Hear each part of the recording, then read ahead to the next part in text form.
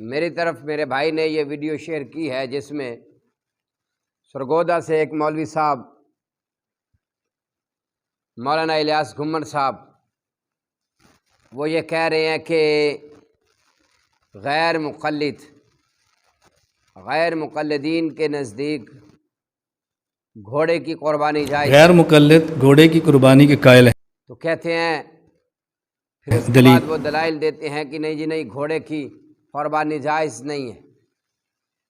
میرے پیارے بھائی، سب سے پہلی بات تو یہ ہے کہ یہ ہمیں فرما رہے ہیں کہ غیر مقلد، کہتے ہیں غیر مقلدین کے نزدیک گھوڑے کی قربانی جائز ہے۔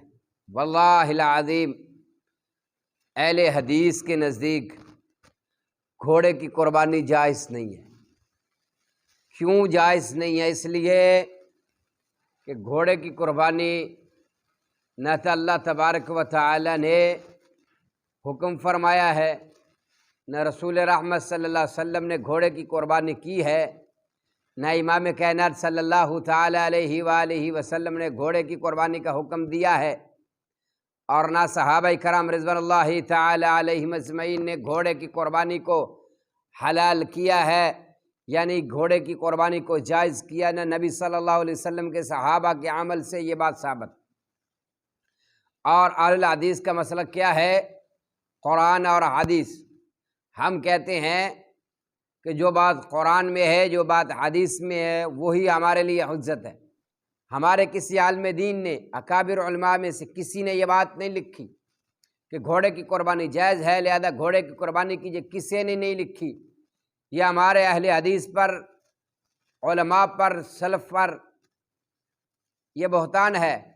ہمارے علماء کے نزدیک تو یہ بھینس اور کٹے کا مسئلہ ہے، بھینس اور بھینسے کا مسئلہ بھی زیر باعث ہے، اور ہمارے علماء میں اس بات کا اختلاف ہے کہ کٹا حلال بھی ہے، بھینسا حلال بھی ہے، بھینس حلال بھی ہے، دودھ بھی جائز ہے، سب کچھ ہے، اگرچہ یہ گائے کی نسل میں سے بھی ہے، لیکن کیونکہ اس لیے وہ نہیں کرتے کہ وہ کہتے ہیں اس کی قربانی نبی صلی اللہ علیہ وسلم نے نہیں کی، افضل وہی ہے جن جانوروں کی قربانی نبی صلی اللہ علیہ وسلم نے کی ہے، صحابہ کرام نے نہیں کی، افضل وہی ہے جو صحابہ کرام نے کی ہے۔